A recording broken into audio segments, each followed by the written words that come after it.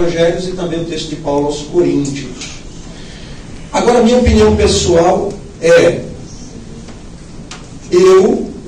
o que fizeram com a ceia, porque naquela época Paulo, ele reclama, porque alguns comiam primeiro, comiam demais, outros não comiam, porque era uma festa ágape que havia na época. Era uma festa de fato para promover a comunhão. E lá em Atos dos Apóstolos, a gente vê os irmãos cultuando em casa, com singeleza de coração, e também no partir do pão. Jesus, vez por outra, quando ele estava com seus discípulos, ele estava comendo. Essa ideia de comer com as pessoas na Bíblia é muito profunda. Lá em Apocalipse diz: eis que estou à porta e bato, ele diz. Se alguém abrir a porta, eu vou comer com ele. Comer na Bíblia significa intimidade, estreitar relacionamento, comunhão. Então, naquela época, a ceia ou a festa ágape era promovida com esse intuito de promover a comunhão. Então, eu não vejo proibição hoje. Aliás, o Rubens não falou que é proibido. Promover comunhão, isso é maravilhoso. A gente pode partir o pão todos os dias para promover, com esse intuito de promover comunhão. Agora, o que fizeram com esse evento? Pegaram esse evento hoje, por exemplo, algumas igrejas evangélicas. Por exemplo, se você frequentar uma igreja evangélica e não comparecer no dia da ceia, tem gente que vai querer te matar. Porque é pecado. É lei, aqui é lei. Então, o que fizeram que no dia da ceia eu tenho que pedir perdão para você para mim, com coisa que eu não posso pedir outro dia, perdão se eu falei com você. Ou seja, aquela mística, todo aquele misticismo em cima da ceia, eu também sou totalmente contra. A Bíblia fala de promover a comunhão. Agora instituíram, do jeito que está aí no meio evangélico, e é no dia da ceia que eu tenho que pedir perdão, no dia da ceia que eu tenho que levar minha melhor oferta, em alguns casos, etc. Isso eu sou totalmente contra. Agora, qualquer evento nesse sentido, para promover a comunhão e exaltar o nome do Criador, eu estou no bolo. Mas sem essa mística toda de ceia, também sou contra. Réplica, Rubens, 3 minutos. Concordo plenamente com o irmão aqui, amado. Tudo que você queira fazer socialmente é bonito, é lindo, mas não faça religioso. Não faça por prefeito religioso, porque isso ofende ao Criador. O Salvador participou da última ceia. Ele disse claramente: não voltarei a banquetear convosco, até que essa ceia se cumpra lá no reino do Senhor, lá na glória. Ele não está participando disso. Ele disse que não voltaria a participar até que isso se cumpra. Vai ter uma ceia? Vai ter uma ceia, está em Apocalipse. Quem vai ser convidado para a ceia? Esses que praticam a de hoje por antecedência, vai ser reunido pelos anjos para ser comido pelas aves do céu. Leia para ver a ceia dos que fazem antecipadamente. E haverá a ceia do Cordeiro, aquele que ele diz: bendito, bem-vindos do meu Pai. Obtei por herança aquilo que foi prometido e tal. A ceia dele é essa ceia espiritual. Quando o irmão falou comer, conhecimento, o irmão está certíssimo. O profeta Ezequiel falou, disse que viu a visão que o Criador mostrava para ele: está vendo esse rolinho? Come. Depois também João Batista, na ilha de Patmos, está vendo esse livrinho? Porque evoluiu, né? Tecnologia, né? De Ezequiel era rolo, depois é livro. Pode ver que é verdade que está lá. Então passou por Grécia, virou um livro grego, Grigos, né? Coma. Então nós devemos comer a palavra. Comer a palavra, não o pão da padaria. Como eu vou comer a palavra, alguém tem que falar para mim essa palavra, eu tenho que partilhar essa palavra. Olha a individualidade aí. Olha, se eu não comer o pão da padaria que é da ceia, eu não vou ter comunhão. Não é você não, é o outro que você deixou de pregar. Entende? Aquele que não come desse pão não tem comunhão comigo. Não pense em você não. É o próximo. Você tem que passar essa comunhão para ele, tem que ensinar isso para ele, ou pelo menos mostrar isso para ele, entende? Que tem que repartir o pão. Repartir o pão é falar do Salvador em tempo e fora do tempo. Isso vai trazer frutos. Ele mandou: ide pregar e não vinde para escutar. Ide e falai. Então tem que falar, tem que partir o pão. Eu vejo que o ensinamento dele foi limpo, foi claro, foi maravilhoso. É comer, é partir. Ele mandou comer, sim, mas o exemplo que ele deu, a razão principal não foi comer, foi partir. Os discípulos comeram, estavam ali, mas eles repartiram antes de comer. E como o irmão falou lá em Gálatas ou em Coríntios, eles, pelo que Shaul diz, demonstra, eles estavam na verdade humilhando os que não tinham, porque um se fartava, enchia o bucho de cachaça, ficava bêbado, e o outro ficava com fome. Então era para humilhar os pobres. E outra coisa, só para terminar: quando fala em heresia, até importa que haja heresias entre vós, para que os sinceros se manifestem, Paulo se referia à ceia. Pode ler que vai ver. Até importa que haja heresia, divisões entre vós. Era essa ceia, que o pessoal comia e deixava outro com fome. Fala-se muito de heresia? Fala-se, mas o protestantismo não fala baseado em qual passagem. A mais explícita é essa de Paulo. O que ele chama de heresia, essa prática de lá que não era essa ceia que eles defendem. As que eles defendem não tem respaldo em lugar nenhum. Réplica, professor Leandro, 3 minutos. Atos, capítulo 20, versículo 7, diz a Bíblia: no primeiro dia da semana, ajuntando-se os discípulos para partir o pão, Paulo que havia de partir, etc. Então a gente percebe que há um costume naquela época. Social. Não isso, da igreja primitiva. Social. Agora, em relação a essa mística, o que fizeram com essas reuniões evangélicas, eu sou totalmente contra. Perfeito, irmão, parabéns. Certo? Aquele que foi crucificado ao lado de Cristo não teve momento de participar de nada, de comer nada. Aquele que foi crucificado, Jesus disse: ainda hoje estarás comigo. Então essa mística toda eu também sou contra. Agora, promover a comunhão comendo não tem coisa melhor. Concordo, meu irmão, viu? Apoio. Satisfeito, professor? Apoio. Concordo com o Rubens. Vamos para a pergunta número 8. Tá?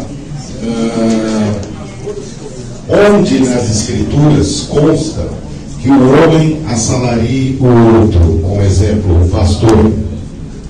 Esta pergunta vai para o professor Leandro. 5 minutos para a resposta. Quem repetir a pergunta? Quero. Nas Escrituras, onde consta que o homem assalarie o outro? Como exemplo, o pastor. Ou seja, eu estou perguntando qual é o respaldo nas Escrituras que o pastor justifica receber, ter casa, comida, viver como vive o Santiago lá, Valdomiro, nas horas e tudo mais. Onde justifica isso? Professor Leandro, por gentileza, 5 minutos. Olha, em primeiro lugar eu quero dizer o que muitos líderes usam, os textos que são usados por alguns líderes, para que possam defender essa prática do salário para o líder. De um modo geral, os pastores, eu percebo que alguns estão na mídia, outros não, aquele que fala muito de dinheiro, vocês já perceberam isso, talvez mais do que eu, aqueles que falam muito de dinheiro, eles tomam como base textos do Velho Testamento. Porque ali, como o Velho Testamento é sombra do que viria, a Bíblia dá margem para muita simbologia. Então, ele está pregando sobre perdão e daqui a pouco ele fala, mas para perdoar, Jacó jogou um óleo aqui na pedra e o seu óleo é R$100. Ele consegue pegar um texto bíblico, como diz o outro, uma ginástica teológica e termina em dinheiro. De um modo geral, o assunto é igual novelas. Tipo, no primeiro capítulo você já sabe tudo, né? E a mensagem, eu vi 5 minutos, a gente já sabe onde vai chegar. Então, eles têm base, entre aspas, no Velho Testamento. Agora, no Novo, Paulo escreveu a Timóteo, no capítulo 5, 17 e 18, e ele disse que o ancião, o líder, para mim, aquele que ensina a palavra, ele é digno do seu salário. 1 Timóteo 5, 17 e 18. 1 Coríntios 9, do 1 em diante, que eu vou tentar contextualizar, do 1 até o 14, diz que aquele que é do Evangelho é digno que viva do Evangelho. E Gálatas 6,6 diz que aquele que reparte com a gente coisas espirituais também. A Bíblia não proíbe de repartirmos com ele bens materiais. Agora, para salariar um líder, para estipular um salário, não vejo base bíblica. Quando Jesus mandou, o Rubens falou anteriormente, quando Jesus mandou os seus discípulos para pregar o Evangelho, ele disse: vocês vão sem nada, vocês entram, vão saudar algumas famílias, aquelas que receberem vocês, o que colocar na mesa vocês vão comer. Ou seja, o justo viverá da fé. Então eu citei alguns textos que alguns líderes usam como base. Agora, também não vejo nenhuma proibição, por outro lado, de assalariar alguém. Se eu quiser assalariar, o dinheiro é meu. Agora, a pergunta não é essa, eu fugi. A pergunta é em relação às Escrituras. Salariar com esses salários exorbitantes, tem que ser rico, eu não nasci para ser cauda, eu sou cabeça, essas mensagens aí. Isso não é bíblico. Agora, eu acho extremamente justo ajudar pessoas desprendidas, pessoas que pregam o Evangelho por amor. Eu acho justo desde que eu queira ajudar pessoas, mas isso com base no amor também. Biblicamente falando, não vejo base para assalariar, principalmente com esses salários que a gente tem visto por aí. Só tem 2 minutos. Depois eu vou ter direito de falar mais alguma coisa não, em cima disso? Tem a réplica. Então tá bom, estou satisfeito.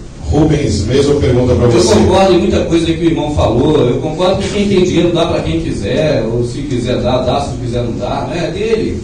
Mas quando diz respeito às questões religiosas, não é só dinheiro, é mamon. Mamon é um Deus na Escritura. Entende? Então é uma diferença muito grande. Eu fico observando hoje que a obra do meu Criador não pode ser patrocinada por 10% do que eu trabalhar e conseguir de mamão para dar ele. Ou seja, se tiver mamão, a rede Bandeirante abre a televisão para pregar o evangelho. Se não tiver mamão, o meu Deus vai ficar na esquina esperando alguém dar. Não, esse que é o céu, a terra, o sol, que criou o ar, não é esse que eles falam dele, não. De maneira nenhuma. Isso não precisa que eu faça nada das minhas mãos para ele, porque ele mesmo é que me dá as coisas. Segundo está escrito que Shaul escreveu quando ele esteve lá em Atenas, tá certo? Então, eu vejo aqui alguns conselhos de Shaul. Tem um que diz assim, ó: trabalhe seriamente com as suas próprias mãos, para que tenham que partilhar com os que tiverem necessidade. Conselho dele. Eu não lembro de onde está, que eu não guardo muita passagem. Aí em Efésios eu não sei que. Trabalhe seriamente com as próprias mãos, para quê? Para que tenham que partilhar com os que tiverem necessidade, não é para sobrar não. Tanto que ele diz para aquele cara rico: vai, vende tudo que tem e reparte com os pobres. Eu vi sim assalariando homens das coisas espirituais. Balaão foi um deles, filho de Beor, que amou mais o prêmio da justiça. Ele foi assalariado para fazer o povo tropeçar. É um bom exemplo, mal. Quer ver outro? Mica e os ídolos do lar. Tinha um andarilho maluco lá, renegado lá daqueles que cuidavam do templo, esqueci o nome da tribo. Era que cuidava do templo, das coisas do Criador, e não tinha herança. Levi, ele encontrou um levita maluco, ele contratou um levita para ser sacerdote dele. Fez uma peça de fundição que ele havia roubado da mãe dele em ouro, mandou o cara fazer o povo adorar aquilo ali. Então tudo torto. Assalariou esse cara. A casa de Mica foi uma ruína, tem juízes. Então eu vejo esse negócio de assalariar pessoas para as questões espirituais, só vejo exemplo negativo. Eu vi Shaul falando assim, como o irmão bem disse: olha, pela lei de Moisés não se amarra a boca do boi que depõe no trigo. Shaul explica isso detalhadamente. Irmãos, não vá um pedacinho só que eles te dão, não, estão te enganando, vê tudo. Shaul falou assim: mas eu nunca utilizei dessas práticas. Repara para ver, ele fala aquilo para dizer que não é para fazer. Entende? Nós somos imitador de quem? Do Balaão. Tá certo? Nós somos imitador do Criador e podemos talvez imitar Shaul, porque você e meus imitadores, como do Salvador eu sou. Então o Shaul falou aquilo para a pessoa não fazer. Esse exemplo que o irmão falou é verdade, está na Escritura. Porque quem serve no templo tem direito das coisas do templo. Sim, Shaul está recordando templo, velha aliança, preceitos antigos da lei de Moisés. Repara que o que ele citou ali, você encontra lá no Velho Testamento, pode ler. Entende? Então quando ele cita aquelas coisas da lei, ele cita que o próprio Criador, que não muda, que é imutável, pela lei de Moisés autoriza, mas ele nunca fez uso disso para que não torne fã a glória dele. Ele fala, não lembro aonde, que eu não consegui ontem achar, que eu estava procurando isso aqui, era uma hora da manhã que eu procurei algumas coisinhas para botar aqui. Ele fala em algum lugar que se o prêmio dele for nessa terra, ele já não tem mais esperança futura, porque já foi pago. Então ele não busca o tesouro dessa terra, ele busca o futuro. Porque se ele receber por esse, ele já foi pago na política, Silvio. Eu fui vereador. Quer trabalhar para mim? Trabalho, eu te pago, é quanto? É R$100. Fui eleito vereador, não me pede nada, já te paguei. É assim que funciona na política. E não estou misturando, irmão, as coisas de política com a do Criador, estou dando um exemplo. Se você faz as coisas daqui para ter recompensa lá, mas quer a recompensa daqui, então essas coisas é que vão ser seu galardão, o seu prêmio. Se eu não me engano, quem escreveu sobre isso também foi Pedro, que falou que esses homens entram pelas casas, com sutileza, tal, que ele já tem o próprio prêmio dele aqui na terra, que não vai ter outro. Os irmãos devem conhecer essa passagem, que eu não lembro bem. Então nós não devemos fazer essas coisas pensando em recompensa terrena, de dinheiro principalmente. Quem pegou dinheiro na Escritura foi Geazi, aquele que levou as lepras de Naamã. O profeta do Criador, o homem do Criador, não pegou em nada de Naamã. Chega Naamã hoje aqui para ver, aqui nesses locais aí, aqui no nosso planeta nessa época, ele vai sair pelado. Aquele moço lá vindo na televisão falando: não, o cara roubou, é traficante, mas ele trabalhou, levou tiro, deu tiro, ele ralou, o dinheiro dele agora é justo, pode me dar 10% e ficar com os 90% dele. O homem falou isso na televisão aí, eu vi na internet. Quer dizer, eu não estou dizendo que todos fazem igual ele, mas estou dizendo que ninguém deve fazer. Ninguém deve pegar um centavo para falar das coisas do Criador. Se recebeu de graça, está de graça. Infelizmente, quem faz curso que o irmão faz, pagou, né, irmão? Aí não pode dar mais de graça. Pagou, já não recebeu de graça. É que eu tenho que pagar a conta, né? Eu não vivo de graça. Réplica do irmão Leandro, 3 minutos. Onde está na Bíblia escrito, se eu for convidado para dar uma palestra no Japão, eu não posso receber R$1 para me ajudar no meu trabalho? Onde está escrito na Bíblia me proibindo de receber? Quer dizer que eu tenho que ir para o Japão, porque eu recebi o Evangelho de graça, dar uma palestra de graça, eu vou comer o quê? Eu vou invadir o aeroporto. O Rubens, ele dá uns exemplos, mas extremamente, ele é muito contra o dinheiro. Ele ficou com raiva do dinheiro, não tem como argumentar. E a Bíblia não fala mal do dinheiro. Paulo disse que o amor do dinheiro é a raiz de toda espécie de males. Geazi foi castigado não porque pegou o dinheiro, mas por causa da intenção do coração. E na igreja primitiva, os irmãos aceitavam dinheiro ou não? Os apóstolos aceitavam o dinheiro para ajudar os santos. O problema não está em pegar o dinheiro, aceitar ou deixar de aceitar. O problema é o que eu vou fazer com o dinheiro. Eu posso usar meu dinheiro para fundar um hospital ou para montar uma biqueira, uma boca de droga. O problema está no que eu vou fazer com o dinheiro. A Bíblia não fala mal do dinheiro. Jesus usou dinheiro, Paulo usou dinheiro. Paulo agradece os Coríntios, segundo os Coríntios 9, pela coleta aos santos. Paulo agradece os filipenses pela oferta que mandou. A obra de Deus também é feita com dinheiro, porque nós somos seres humanos. Eu gostaria de pegar um tapete e vir para cá de graça num tapete. Gostaria de pegar um tapete lá no mercado e trazer comida para minha casa. Tudo é dinheiro. A Bíblia não proíbe de receber. A Bíblia proíbe a corrupção, seja em qualquer nível. Não é pecado. A Bíblia não proíbe. Ninguém pode me provar na Bíblia que é proibido um líder receber dinheiro, desde que os membros queiram dar o dinheiro e ele reproduzir esse dinheiro em boa causa. Eu já ouvi testemunho de pastor que recebeu relógio de ouro. E ele fala, quanto que vale isso aqui que eu ganhei hoje no meu aniversário? Vale tanto. Pode vender para mandar para a África, para ajudar as crianças? Qual é o pecado nisso? Não há pecado no dinheiro. Agora, a postura que o irmão Leandro vai ter diante do dinheiro é um outro departamento. Concordo com quase tudo que ele falou. Agora, o dinheiro, na Bíblia não fala mal do dinheiro. Nem Jesus falou. Satisfeito, professor? Para a fazenda, aí deve comprar com suor. Quem trabalhou tem que comprar. Agora, no caso dele, se estiver roubando... A Bíblia diz que todas as coisas estão nuas e patentes diante daquele com quem havemos de tratar. Seja de uma igreja pequenininha no bairro, ou seja da igreja mundial. Satisfeito, professor? Mais ou menos. O negócio está ficando bom. Eu leio muito Shaul, sou assim, admirador demais dele. Eu vi quando ele disse assim, eu vi não li, né? Aquele que não quer trabalhar, que também não coma. Não coma. Tá certo?